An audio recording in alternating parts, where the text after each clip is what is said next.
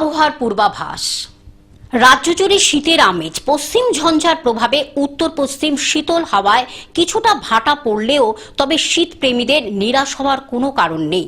তবে আজ থেকে 19শে ডিসেম্বর পর্যন্ত গোটা দেশে শৈত্য প্রভাব বিস্তার করবে। শৈত্য বলয়ের প্রভাবে আজ রাত থেকে তাপমাত্রা আরও কমতে পারে।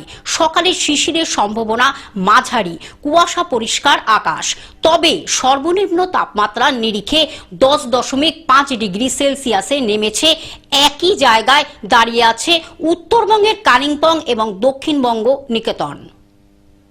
তবে দক্ষিণবঙ্গের পুরুলিয়া, বর্ধমানের তাপমাত্রা 12 থেকে 13 ডিগ্রির মধ্যে ঘোরাফেরা করছে। উত্তরবঙ্গের ডুয়ার্সে জেলাগুলিতেও একই পরিস্থিতি। Bureau report, globe news. এখন থেকে গ্লোব টিভি দেখুন আপনার স্মার্টফোনেও। গুগল প্লে স্টোর অথবা অ্যাপল স্টোর থেকে ডাউনলোড করুন গ্লোব টিভি লাইভ অ্যাপ। এছাড়া জিও টিভি অ্যাপ থেকে দেখুন গ্লোব টিভি লাইভ।